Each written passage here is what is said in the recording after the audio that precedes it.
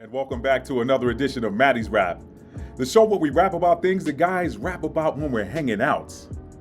I am your host, author Matt D. Talford, author of a couple of award-winning books.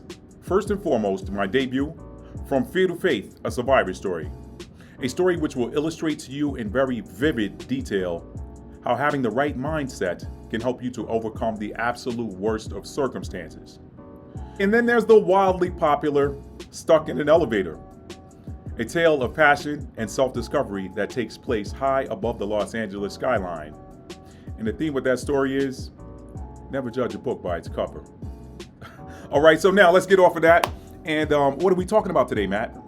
Today, we're talking about a very important piece of information that came to me from the ether, all right? A download, as some of you might call it.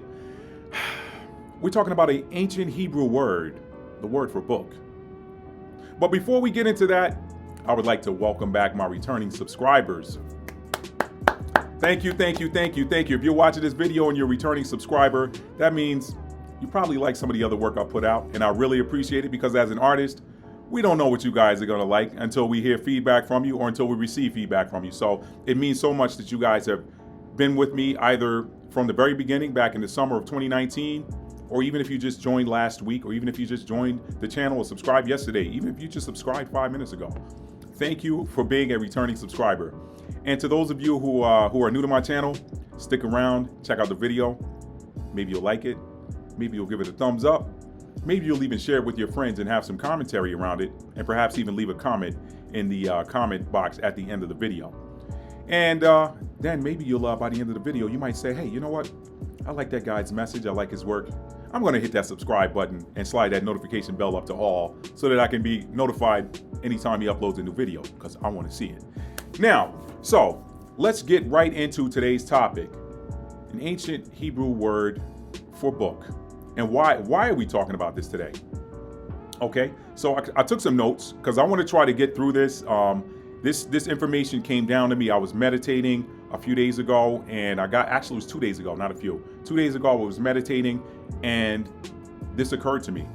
And guys, listen, listen, there's a lot of spiritual energy happening in the world right now. There's a lot of earth energy. There's a lot of energy that is taking place in the world right now. We know that the world is going through some massive changes, and some might think that they're for the bad, but ultimately they're going to be for the good, okay? And that's supported in scripture, okay? In fact, I don't have it right in front of me, but in the book of Esdras, so if you got the 66 books and you're looking for Esdras, it's not in there. You got to have that version of the Bible that has the Apocrypha, which were the hidden books that were removed, okay? But in the second book of Esdras, there's a passage of scripture that says, for Esau is the end of the world, and Jacob is the beginning of the world to come. Roughly paraphrased, I'll put it on the screen by the time this video is uploaded. So the massive energetic changes that we're seeing on planet Earth are actually for the good. So just stick around, and this is a very exciting time to be alive. But now, so let's get on to this word and why I got this download. And I'm not going to say that I'm going to try to speed through this video, because every time I say it's going to be a short one, 35, 40 minutes later, we're wrapping up. All right, so anyway, let's get into it. I took some notes, and I'm going to jump right into those. So the word for, if you study Hebrew, and guys, you know that if you watch some of my other videos, you know that I've been on this quest to learn the Hebrew language for various different reasons that I won't go into right now. But the biggest of which, or the catalyst to that, was trying to understand the scripture in its original intent. You know, before it was passed through so many different translations. I'm like, okay, we know that sometimes things are lost in translation. And in fact, the single biggest catalyst to that was the passage of scripture from the book of Ecclesiasticus, which is an apocryphal book, otherwise known as the Wisdom of Sirach. It said that things that are uttered in Hebrew or things that are written in Hebrew and uttered into a different tongue, or things that are, you know what, why don't we just go to it and read it? Why don't we do that? Let's pull that passage of scripture up, right? Ecclesiasticus, okay? The prologue to the Wisdom of Sirach, okay? It says here that, let's see. For the same things uttered in Hebrew and translated into another tongue have not the same force in them. And not only these things, but the law itself and the prophets and the rest of the books have no small difference when they are spoken in their own language. That passage of scripture, and that came from the prologue of the wisdom of Sirach, or Ecclesiasticus 1, the prologue area. Okay, now, that single passage of scripture, that one sentence, was enough for me to say, hey, you know what? What if I'm missing something because it's been misinterpreted? Case in point, there's a guy out there by the name of Jeff Benner. He's written a lot of books on the lexicon of the Hebrew language and such. And he's got a website out there called mechanicaltranslation.org. That's one of the resources that I use. For example, if you take the Ten Commandments and the scripture, and I know I'm giving you guys a little bit of an aside. I'm going to get right back into the subject matter today, which is the Hebrew word for book, sephar. Okay, get into that in just a second. When I looked at the Ten Commandments in there, for example, everybody knows the commandment that says, "Thou shalt not take the name of the Lord thy God in vain." Okay, so people think you're taking the Lord's name in vain if you swear or you something. No, that's not what it means. He actually broke down the original Hebrew, and basically, in a nutshell, what "thou shalt not take the name of the Lord thy God in vain" boiled down to is, "Thou shalt not lift up the name Yahweh in falsehood." So in other words, don't use God's name to cover your lie. That has a very different meaning than "thou shalt not take the name of the Lord thy God in vain." Like, what does that really mean? But when you hear "thou shalt not lift up the name Yahweh in falsehood," now you're starting to get it. It's like, so in other words, and let me give you a more practical application of that. How many times have false prophets and prophetesses in church rolled up on you and say, "Hey, brother," or "Hey, sister, let me stop you for a minute. God gave me a word to give you. God said, yada, yada, yada." And you looking at him like, ain't what he told you to tell me supposed to be a witness to something he already told me myself or spoken to my spirit? What you telling me came out of left field. I can't buy into that, sorry. So this is somebody coming with their own, "Hey, God told me to tell you that you need to reach in your pocketbook right now and give me $100. These tent revival pastors, those of y'all from New York, y'all know what I'm talking about. Tent revival pastors come through, they lay it on heavy and thick. Got a $100 line, $50 line, $20 line back in the day. I don't know what they're doing now because I haven't been to one in decades. But anyway, God said to tell you to step out on faith and give me $100. Yo, this is my last $100 and my phone bill $75. He told me to give you that? Or did he give it to me to pay my bill? Now you give him your $100 and you, "Lord, please make a way, Lord. Come through, Lord." I made a way for you. I gave you $100 to go pay your bill. Your bill was only $50, $75. You had enough left to get you some groceries or whatever until your next paycheck or whatever came in it. "Thou shalt not lift the name of the Lord, thou shalt not lift the name Yahweh up in the falsehood." Don't use God's name for your own vain purposes. If you want to tie the original and the new translation together, don't use his name for your own vain purposes. All right. So don't lift up his name in falsehood. Just an example. I know I took y'all all the way around the block to get you to the house next door. But I say all of that to say today's lesson is going to illustrate how, again, words get used for falsehood. All right? Hey, don't throw rocks at the messenger, right? So look, we're 8 minutes into this, so let me jump into my notes here. Okay? According to modern or 20th century Hebrew, Sephardim. Now again, this is talking about the Hebrew word for book, which is sephar. And I'll put it on the screen. There's a couple different ways you can spell it out if you're trying to spell it in English. I'll also put the modern Hebrew spelling up here. And hopefully by the time this video is uploaded, I'll be able to share with you what the Paleo Hebrew characters look like, because I'm going to get down to that by the end of these notes, okay? So anyway, the word for book is sephar, okay? Some people say sephar. You can say sephar, or if you want to drop the vowels and go closer to the original sound, you can go sephar, okay? And when I say drop the vowels, I don't mean that the word doesn't have any vowels. I mean, with Paleo Hebrew and ancient Hebrew, the vowels were implied, okay? They weren't spelled out, they were implied. It's a consonantal language. Anybody who studied it knows that. So, according to modern Hebrew, Sephardim, or Sephardic equals Spain and Jews who originated from Spain, okay? Sephardim or Sepharad is Spain, okay? According to modern Hebrew, Sepharad is Spain. Some people say you can find that name in the book of Obadiah as well. I think Obadiah, the 22nd verse, somewhere around there, okay? So when you're talking about Sephardic, you're talking about Jews who originated from Spain. Now, y'all see me use the double air quotes. First of all, we noted that the letter J did not exist until it wasn't spoken or written until about 400 some odd years ago. Okay, so that's that. But when you're talking about that, you're talking about those who originated from the tribe of Judah. Okay, great. But there was 11 other tribes there. There were 11 other tribes. So why did the other 11 tribes get looked over, right? You know what I mean? So like, I would hate if I was originator or progenitor to some new, like, okay, for example, I got 4 brothers. I'd hate to be the progenitor of 5 tribes that's going to be great in the future or whatever, who are based on my 4 brothers, me and my 4 brothers. And then, 1,000, 2,000 years from now, they calling them by one of my brothers' names, and I'm lost to history because y'all ain't even spitting my name, or their names are lost to history because you're calling them Mattites or the Matthews or whatever. You know what I mean? So I prefer the term Israelites because it's more all inclusive. When you say Jews, then you're like, okay, you boxing out everybody else and making it seem like Israel was only one tribe. So that's why I do the double air quotes, for those of you who are wondering. Now, getting back to this, Sephardic, it typically is a reference to the Jews who originated from Spain, right? I'm sorry, but somehow that just doesn't add up. What do I mean? How did that come to be? How did that come to be that Sephardic references the Jews who came from Spain or originated in Spain, when the root word of Sephardic, Sephardim, and Sephardi is sephar, which is the Hebrew word for book? Okay, so how do you get Spain or Spanish Jews from the root word, which means book? Now, again, if you take Sephardim, Sephardic, Sephardi, you drop Sepharad, and you drop those suffixes, you're left with the root of sephar. Sephar means book. It doesn't mean Spain. It doesn't mean land. It doesn't mean continent. It doesn't mean country. It means book.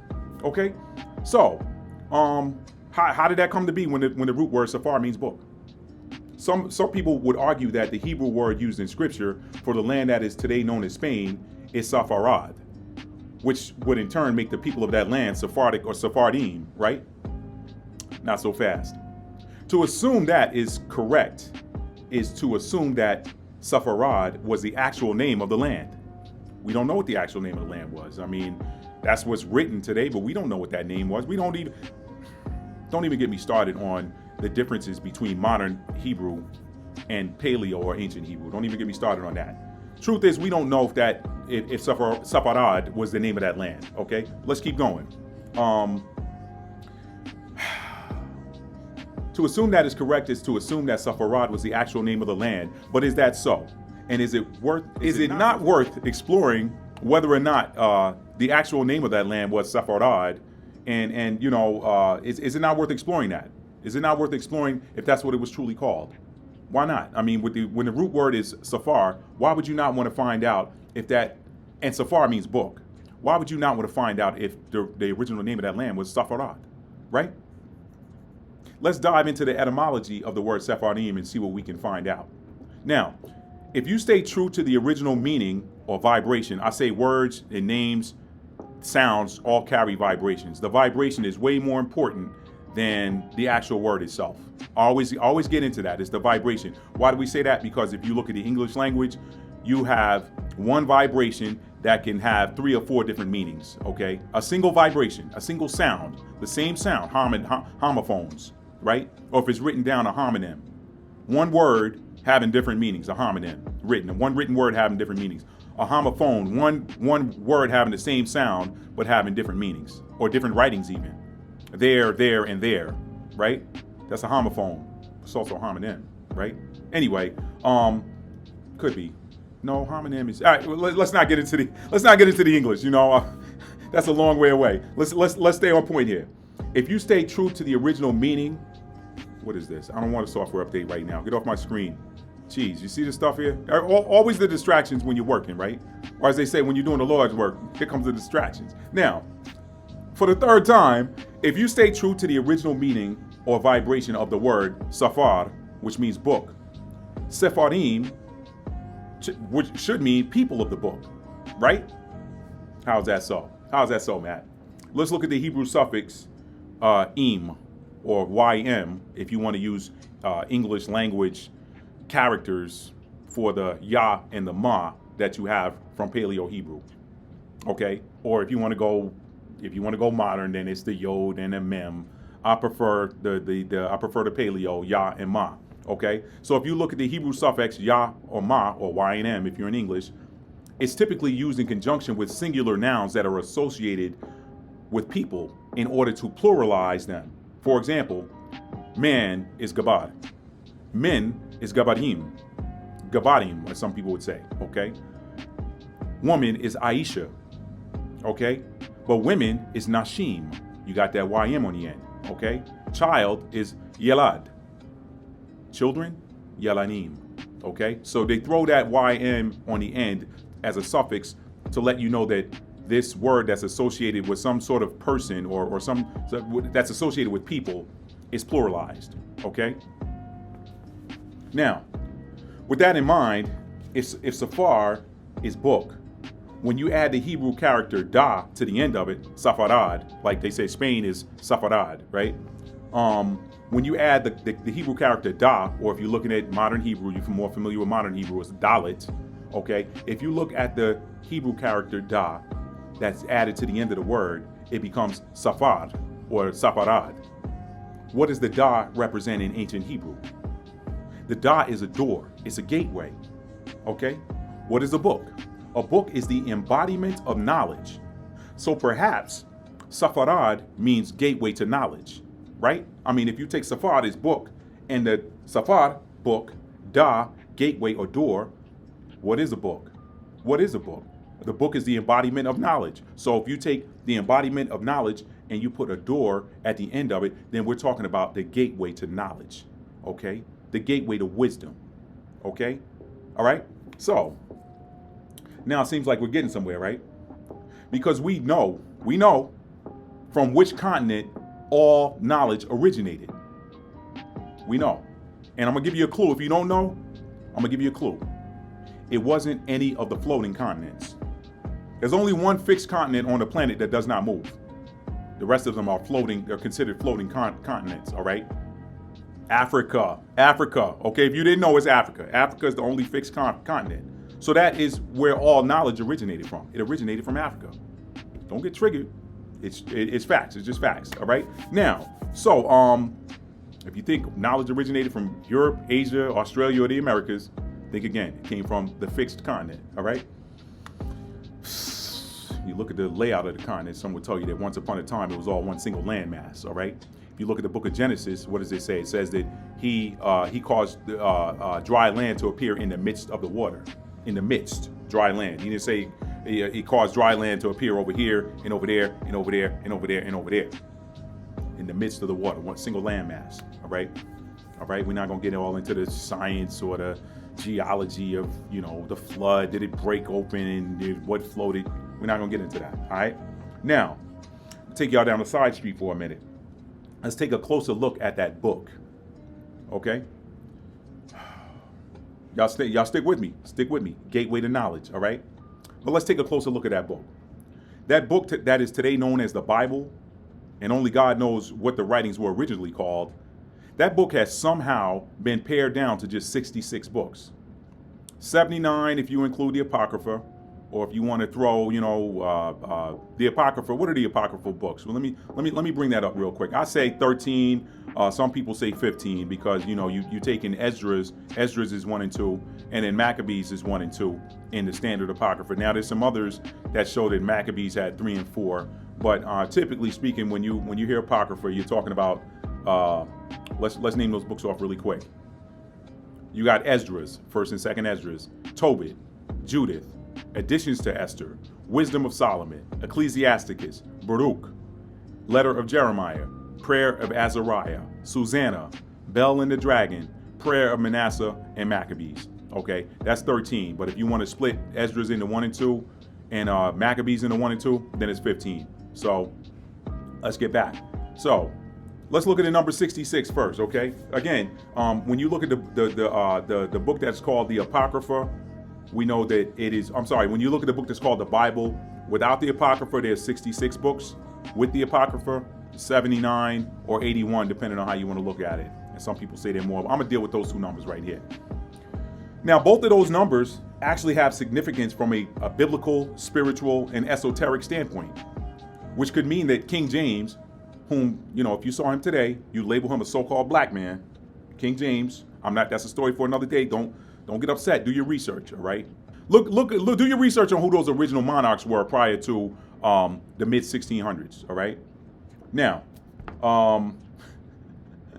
if you look at the fact that those numbers have significant biblical, spiritual, and esoteric standpoint, it could mean that King James did it that way on purpose. As in it being, what am I saying, Matt? You're saying that it was not an accident that the apocryphal version of the Bible contains 79 books and the non-apocryphal or standard version contains 66. Now, we know that when King James originally published that Bible, it included the Apocrypha. And then as the church establishment split, it was already split. By that time it was split. You had the Catholics and the Protestants. My understanding is that the Catholic Bible still has the Apocrypha in it, and that the Protestant Bible is the one that they stripped out the Apocrypha and said, nah, these don't go in there. That's my understanding of it. You guys correct me if I'm wrong, leave it in the comments. Now, let's look at the number 66. And I'm not big in numerology, I know a little bit, so we're gonna deal with that. If you combine the two numbers in 66, you get the number 12. 6 plus 6 is 12. How significant is that number throughout the Bible?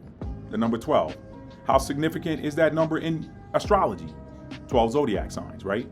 12 calendar months. Some would say that if you go lunar cycles, then it's 13 or whatever. But we're dealing with the number 12 because we see it heavy throughout the Bible, okay? 12 gates to the city. What? You got 12 gates to the city. You got 12 tribes of Israel. You got, there's a bunch of different references to the number 12. I can't think of them all right now. But anyway, if you reduce the number 66 down using numerology, you're left with the number 3, all right? How do we do that? We got 6 plus 6 is 12, and then 1 plus 2. In numerology, you always want to reduce it down to one number unless it's a master number. This is just what I've learned. The master numbers are 11, 22, and 33. So if you reduce that number 12 down, you're left with 3, okay? Now, there are two matters of significance that come immediately to mind for me when it comes to that. Number 1, 3 equals mind, body, and spirit. The 3 parts of man. Is not the Bible, among other things, a book which teaches, both by principle and example, the self-governance of mind, body, and spirit? Think about it. Number 2, the number 3 is the number of tenses of existence. Now notice that I chose the word existence as opposed to time, which does not exist. Some people say, oh, well, you got 3 tenses of time, past, present, future. I didn't say time, I said existence. Because we exist. Time does not exist. There's only purpose. I broke that down in another video, okay? You can go and watch that, find it on my channel. There are 3 tenses in existence. You have, you got the past, the present, and the future, okay? 3 equals the number of tenses of existence. Time is simply an illusion. What is time to timeless beings? We exist, okay? We are all energies, and energies are not bound by time. They're not. All right, but I'm getting off the road here. Let me get back on. The Bible is a book of past, what happened, present, how should we be living today and governing ourselves, and future, what is to come, aka prophecy. Interesting stuff, right? So those are the number 3. The 66 books. You break that down. You add the 6 and 6 together. You got 12. 12 tribes of Israel. 12 zodiac signs, 12 astrological signs or whatever, 12 astrological ages, okay? Stay with me. Now, you break that down, you got 3. I just broke it down for you. Mind, body, spirit, past, present, future, okay? Interesting stuff, right? Now, if we break down the number of 79, and I got 79 because you get 79 if you add the 13 if you want to say there's 13 apocryphal books, you add that 13 to the 66, you got 79. Now, if you want to deal with calling that 13, 15 by splitting Esdras into 1 and 2 and Maccabees into 1 and 2, then I got another one for that. I'll throw you on the end here. But let's deal with the number 79. If you add the numbers 7 and 9 together, you get 16. Then add that 1 and that 6, and then you're going to arrive at 7. How significant is 7 in Scripture? All right? It has been said that 7 is the number of both completion and perfection. 7 days in a week, etc. Okay? Now, for those of you that want to add those other 2 books on and say there's 15 apocryphal books, then you got 81. 8 plus 1 is 9, right? What is 9? 9 is the end of one cycle and the beginning of another, okay? There's only nine numbers in, what are you talking about? The Arabic Moors. We know what the Moors were, right? Nine numbers, okay? 10 if you want to throw that 0 in, but let's just deal with the 1, 2, 3, 4, 5, 6, 7, 8, and 9, all right? 9 is a powerful number. It signifies the end of a cycle and the beginning of a new one, okay? Because it's the last number, and if you put it on a circle, the last is the first is the last, right? Okay, so that's how that works. 9. Now, the other interesting thing about 9 is no matter what number you multiply 9 by, it's always going to reduce back down to the number 9. 9 times 1 is 9. 9 times 2 is 18. 8 plus 1 is 9. 9 times 3 is 27. 7 plus 2 is 9. 9 times 4 is 36. 3 plus 6 is 9. So on and so forth. 9 is a powerful number because whatever number you multiply it by, it always comes back to 9. So 9 is a very powerful number in and of itself. But this isn't a numerology lesson. I just wanted to throw that stuff in there to show you guys that there's no such thing as accidents or coincidences, okay? Now, to get back on track, I think it's safe to say that modern Hebrew has been bastardized from its original sounds and vibrations, just what it is. And all of those original sounds and vibrations had deep meaning, and I'm certain that Sephar is just one, okay? I'm certain that's just one example. And with all that said, I want to leave you with a final thought. If you take the heavy emphasis off the vowel sounds, which are heavily emphasized in Western languages, and you return to the emphasis being on the consonants, and then you say the word Sephar, look at how close it sounds to the English word suffer. Again, take the vowels out. Sephar, Sephardic, Sephardim, Sepharad. Take the vowel sounds out of Sephar, which means book, and you're left with sephar. Okay? The sa, the fa, and the ra. Sephar. Okay? Now, you take the English word suffer, and you remove the U and the E, you're left with sephar. Y'all see where I'm going? See where I'm going? So if we're dealing with just the vibrations alone, could not the words sephar and suffer have similar meanings? We're talking about a vibration. When you hear that sound, you take the vowels out. Sephar, same meaning, okay? Y'all probably saw my Torah and Tarot video I did. Talking about vibrations here. Straight vibrations, no vowel sounds. Vowel sounds were introduced to change things up. But when you're talking about things that were originally consonantal, you can't mistake them, okay? To add in other things is to mix up to water down or mix up the original vibration. Who gives somebody authority to? Anyway, let me get off of that. All right, GMOs, changing the original. Let me get off of that. Okay, take y'all down the side road. All right, no. Let's get off of that. So could those not have the same meaning? If the Hebrew word sephar means book, and books are what we use to learn, are not some of our greatest life lessons learned through suffering? Right? And finally, if we look at life as we know it, as not as being finite, but rather as a chapter in the book of infinity, it's a lot easier to accept the idea that perhaps those who appear to be suffering are simply souls who came here to this realm to learn valuable lessons for their eternal soul growth. Suffer. Are that person suffering? Maybe they chose to come here to learn valuable lessons for the growth and expansion of their soul. How can you know what good is? How can you know how good is until you've tasted bad? If all you ever had, there's no point of reference for good if you don't have bad. There's no point of reference for wet if you haven't had dry. There's no point of reference for hot if you haven't had cold. So what if sephar and suffer are the same thing? Sephar and suffer. Learn. You learn from a book. You learn through suffering. All right? Now, I want to give you guys a little bonus here with that, because I could wrap it up here, but I want to give you a little bonus. All right. Let's look at the Paleo Hebrew meaning of Sephara. Sephar. Sephar. Sa, first letter, or character. I don't like the word letter. Let's use characters, because these were characters before. Okay, they were images and symbols that had meaning, right? That is what language was originally. Now, some of you smart Alex would say, well, nobody's doing cave drawings and hieroglyphics anymore. It's really easy to cast a spell on somebody when you show them a letter and say, this letter means that. And it's something that has no point of reference. Like, what is the letter A? What is the letter B? What is that? But if you have a picture of an ox and you got a picture of a tent, then somebody knows what that means. I don't care what language you speak. You can go to any country in the world, if you've got on the world, that's funny. Anyway, that came out of me. Anyway, go to any country. I don't care what the local language is. When you have to go to the bathroom, how do you know which one is the men's bathroom and the women's bathroom? The image, the symbol, okay? So symbols and pictures hold vibrations. So let's look at the letter Sa.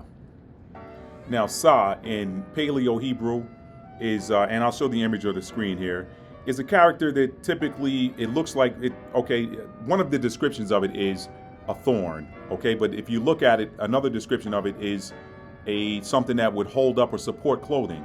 So when you're talking about the meaning of the word Sa as related to the word Sephar, or which means book, then you're talking about the Sa being something that is used to uphold, okay? Something that's used to uphold clothing or protect. The description that you'll see on the screen here says that, or suggests that they would take thorn bushes sometimes to protect areas of cattle or gardens or whatever, to keep out wild animals. So you're talking about protecting. So you can either look at the term uphold or protect. Now, next, you got the Fa. The Fa pretty much means a mouth, okay? Pa, some people call it Pa, some call it Fa. All right, Pa, Fa, however you want to look at it.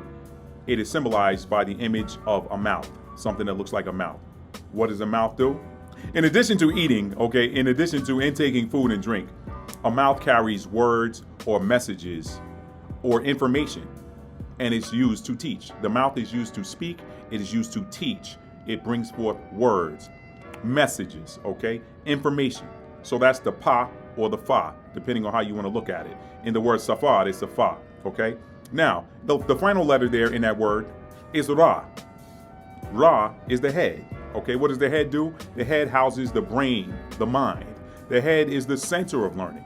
So when you put those three words together, when you're talking about the word Sephar, meaning book, you have something that upholds the teachings or the messages for the mind.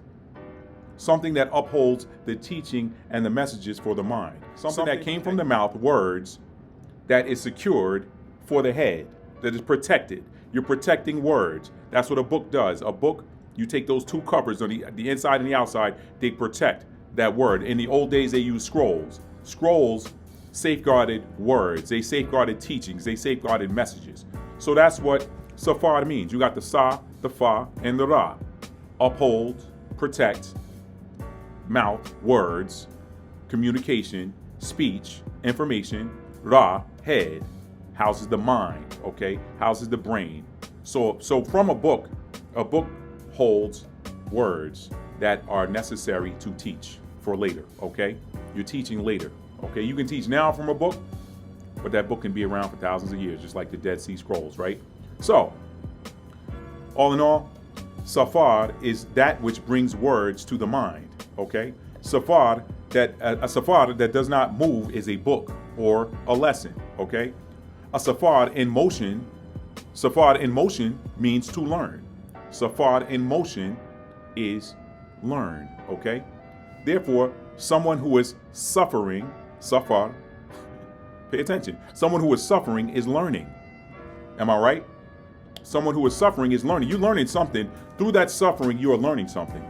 When you see them come out of suffering, it means that the lesson was learned. When the suffering is over, the book is closed and the lesson is over. They've learned it, okay? The end of suffering is the completion and retention of the lesson. What did I come here to learn? Perhaps when we see those who seem to be enjoying the fruits of life, and who appear to never have suffered a day in their lives, perhaps it simply means that this life is the reward for them learning their lesson in their last incarnation. Now, some of you out there, I've talked to several people who don't believe in reincarnation. That's your choice, okay? This ain't for you then. If you don't want to believe in reincarnation, this isn't for you.